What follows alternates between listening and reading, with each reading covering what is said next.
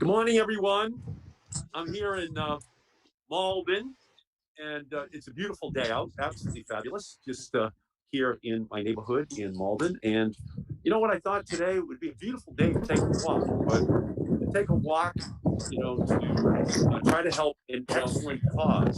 And the cause that I think makes the most sense is to help out a group called Project Bread, which helps people all across the state. And with me today is Sadia Ali, who is a senior at Boston University, who has committed to ensuring that the funding is raised for Project Bread so that they can help the people across the state. So, good morning, Sadia. Good morning.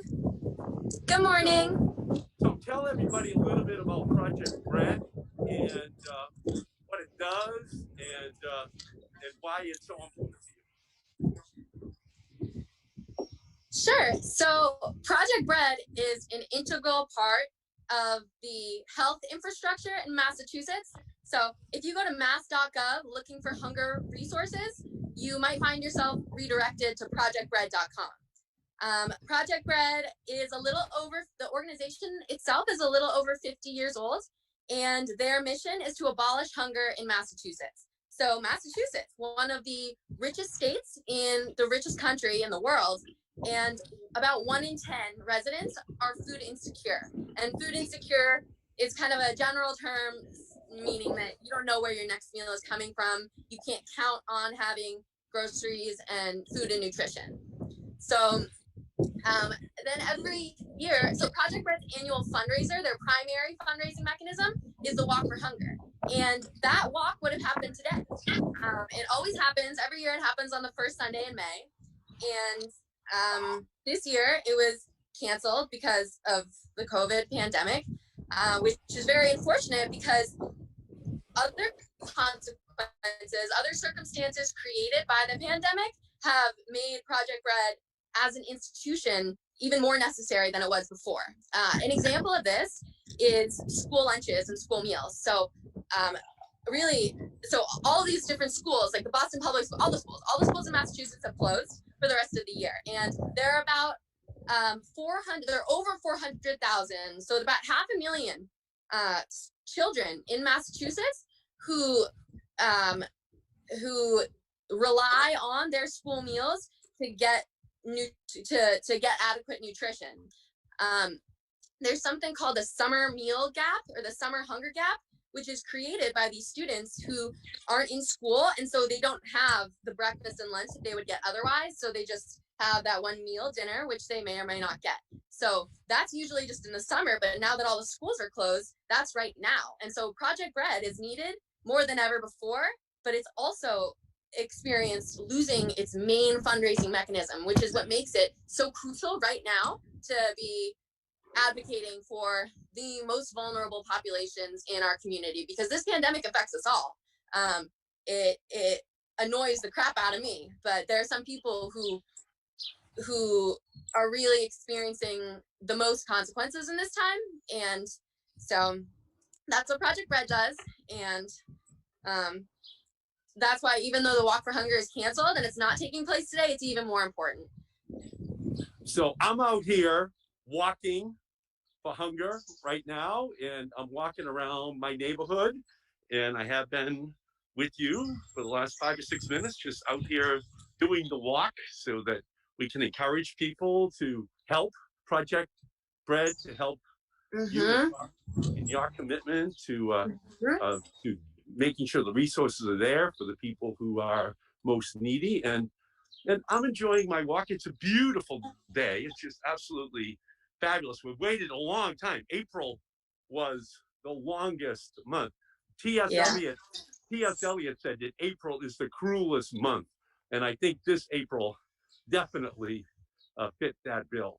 So talk about hunger and coronavirus, if you can, and how that's really making the problem a lot more difficult for a lot of people. Well, like I was saying, and I'll explain it in maybe different language.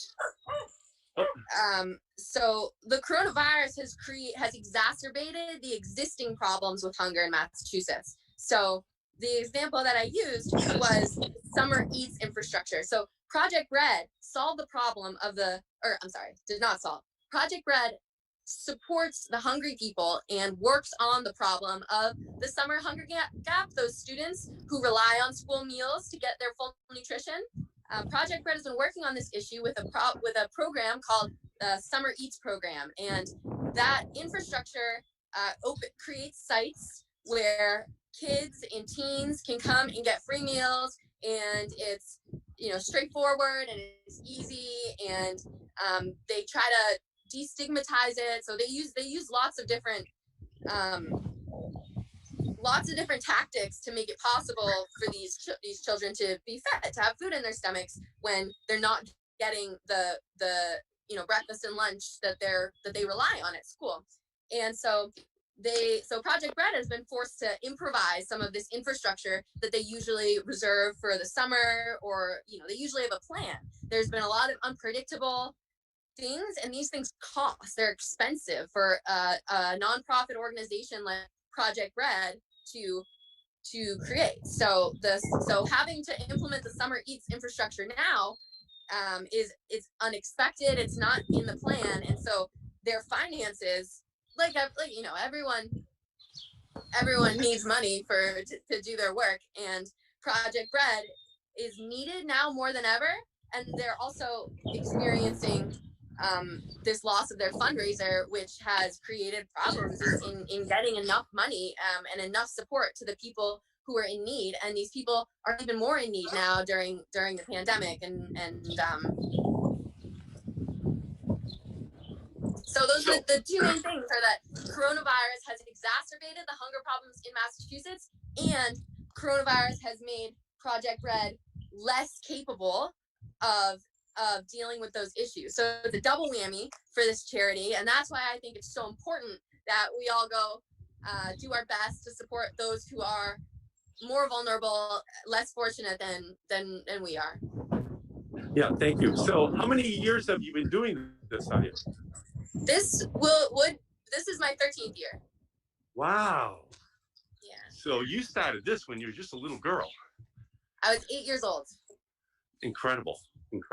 So how much money does Project Bread raise from this walk? Which I'm enjoying, by the way. I'm getting my exercise in, and this is a good way to spend a Sunday on this walk, because you can get your steps in and at the same time be helping people who are in need. So what's the yeah, you're absolutely right. And the day of the Walk for Hunger, so the way the Walk for Hunger works is it's a 20-mile walk, and it originated as a pledge walk, which means that I go, the fundraiser goes to the donors and says, and so people will pledge like $1 a mile or $5 a mile, and that means that if you walk all 20 miles, then they donate $20 to the cause if they've pledged $1 per mile, or they donate $100 to the cause if they've pledged $5 per mile. So when I started doing the walk when I was 8 years old, it was still a pledge walk. Now a lot of the fundraising has moved online, but it's all this focus on walking 20 miles, which sounds like a lot, and it takes a long time, but it's also one of my favorite days of the year.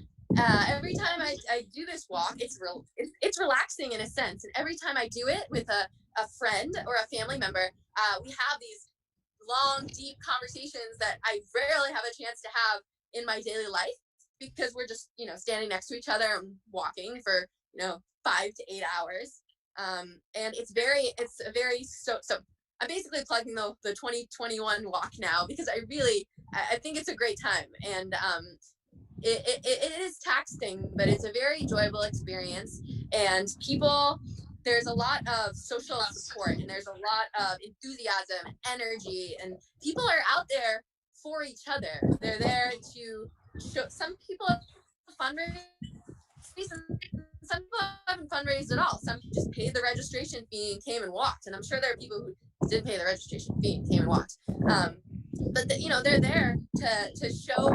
So Project Bread is a nonprofit nonprofit that focuses on Massachusetts. So obviously we'd all like to see hunger go away as a problem in the entire world, but Project Bread is focused on Massachusetts. And the walk takes place around Boston Common. So it starts in Boston Common and it ends there. So it's a loop around the city. And it's additionally to being a fundraiser, it's a show of support and solidarity with these people in our communities who I mean, a shocking number of them, 1 in 10 residents are food insecure. And it might I think that who are these people who are food insecure? I know that you can see every day lines into food banks in Chelsea and Boston and Lawrence, and Springfield and Worcester. I mean, it's all over the state right now.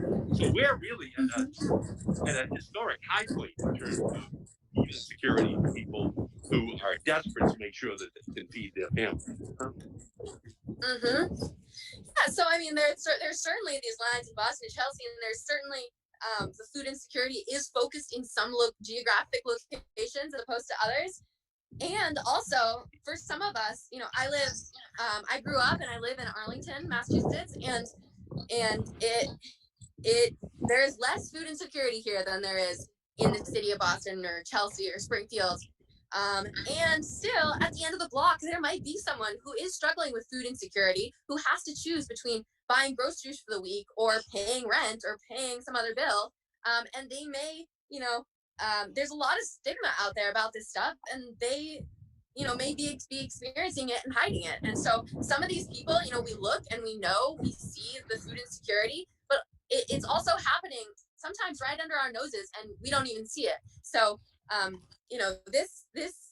this problem affects many people and people all around us. So it's really ingrained in our communities, and it's important to pay attention to it, because otherwise, some people who are experiencing food insecurity might prefer that no one knows about it. Yeah, what I don't think people realize that 50% of all children in the United States will need some kind of public food assistance. 50% of all children. That is just a staggering number, and that's what this walk is all about. It's to help with that problem. It's to make sure, at a minimum, that we discharge our responsibility to those who are most in need at this time. That there's an understanding that we're all in this together, and this walk really helps to focus everyone's attention on it and make sure the resources are there. So again, how much historically has this march raised each year? I think it's different every year, of course. I think it's around $1 million or $2 million every year. Wow, that's incredible. That is incredible. It's significant. And each year you try to be the top raiser as well, huh? That's right. Yes, that's right. Yeah, that's fantastic. So I'm enjoying my little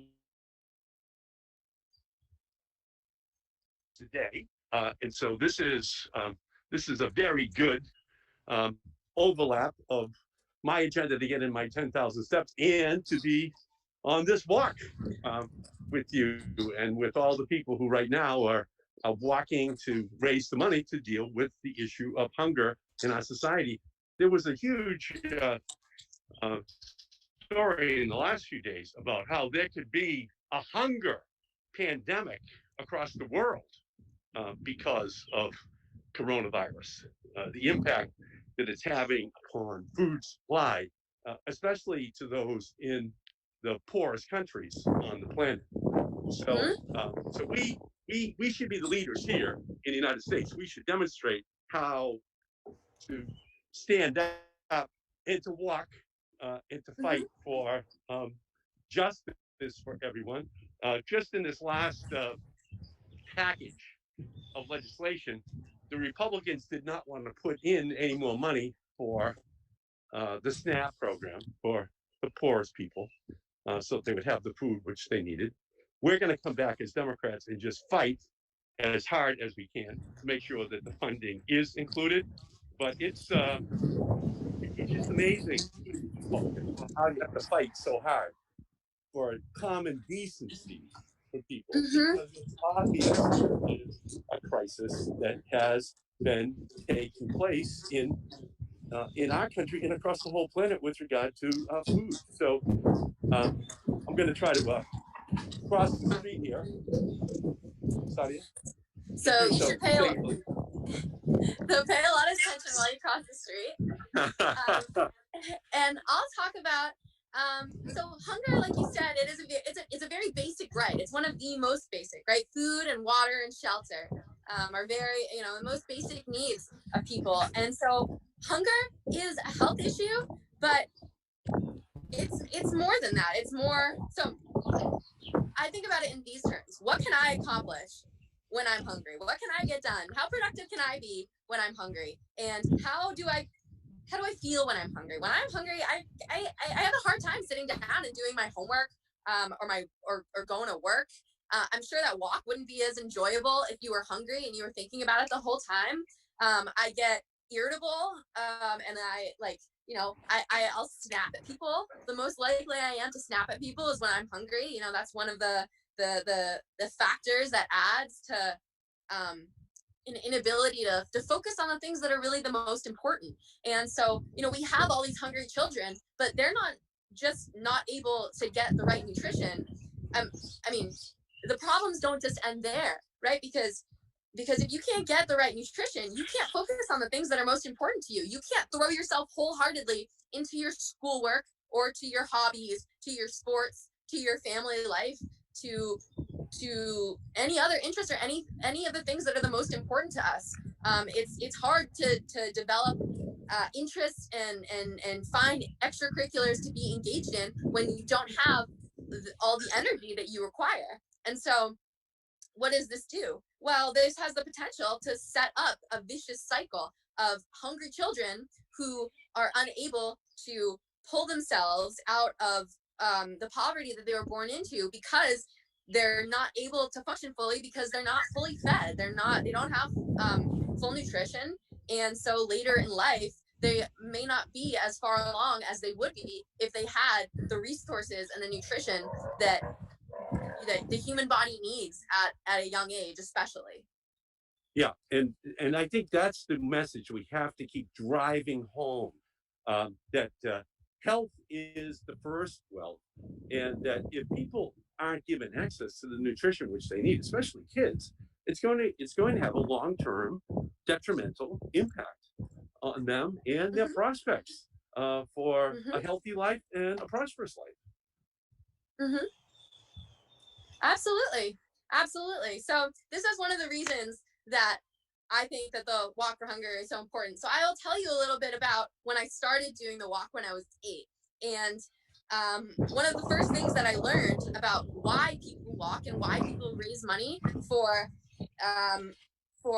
people who don't have proper nutrition, my older sister explained it to me. She told me the example she used in our real lives were the school lunches that we got sometimes in elementary school. So the lunches you buy that are like chicken nuggets that maybe aren't that appetizing, and like French fries that maybe aren't that appetizing either. And so nutritional content of those foods aside, the first time I came face to face with this realization, with this reality that not all children, many children in the state and in the country don't have all the food they need, was thinking about it in the context of the school lunches that they served at my elementary school, and thinking about subsisting off of those. It didn't sound like fun to me. And it really motivated me, and it gave me a lot of empathy it gave me as much empathy as I could have for people who were not as privileged as me, who are not as privileged as me, and they are not as privileged as me. And I believe that with great privilege comes great responsibility. And so that was one of my main motivators for getting engaged in the walk in the first place. And next year, hopefully, right, the walk will proceed as planned. So the 2021 Walk for Hunger, I want to take a minute here to encourage people to come out. Fundraising is great. Fundraising is very important. But if you don't have the money to give, or you don't have people to ask for money from, or you're not comfortable, or whatever constraint there is, it's still better than not showing up and not being involved. To show up, to go to projectbread.org and learn about what the programs are and what the problem is and what resources they offer.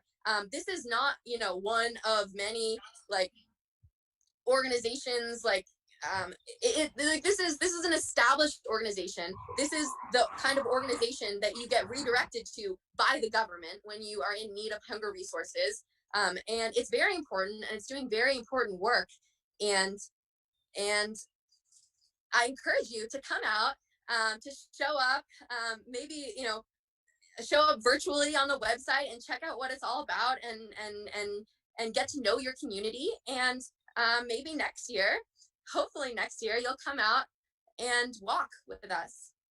And it's a really fun day, I promise. I know it sounds like 20 miles, oh my God, but you can stop anytime you want. There are shuttles at all the rest stops, all the checkpoints, which are every 2 or 3 miles, that will take you back to the beginning, or to the beginning, or I think maybe a couple other places too, to bus stops and things like that. They feed you halfway through the walk, and everyone's just cheering, and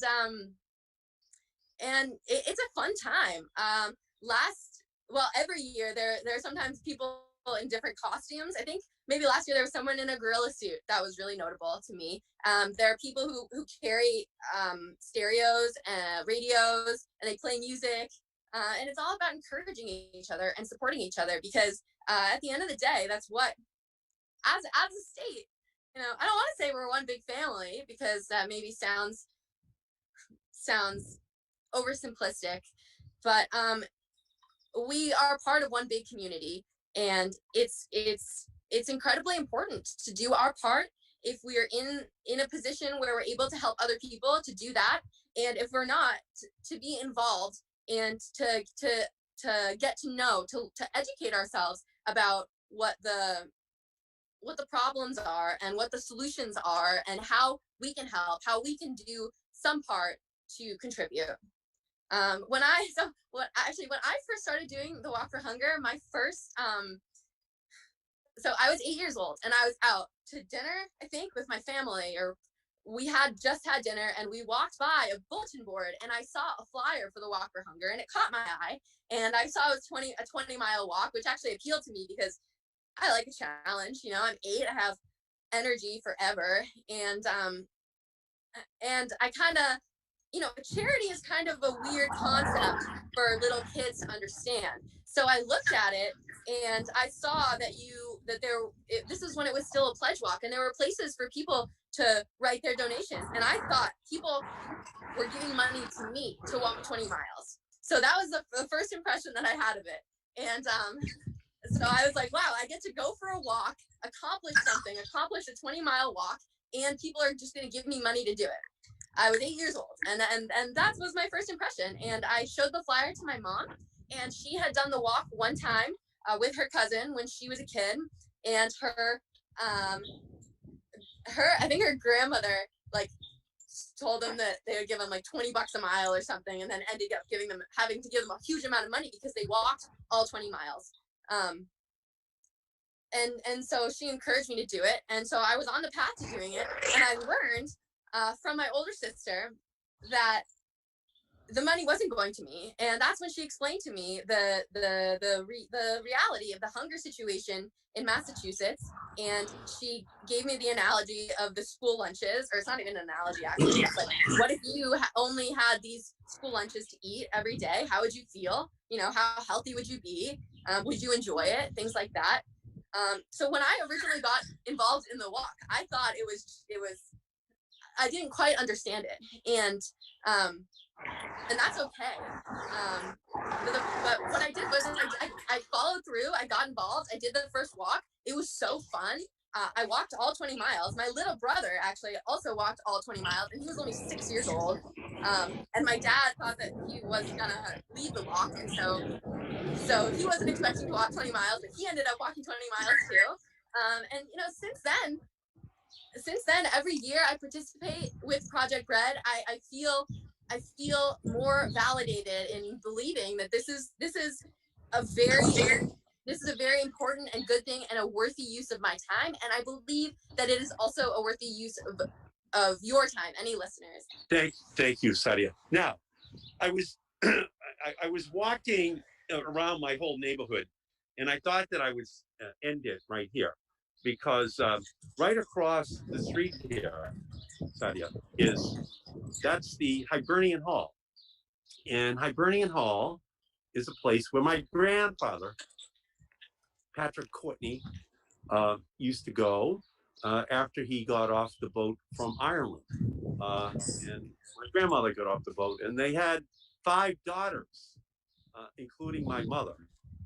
And when you think about it, so they then lived on the top floor, the 7 of them, right across the street over here in Malden, again 4 blocks from where I live right now.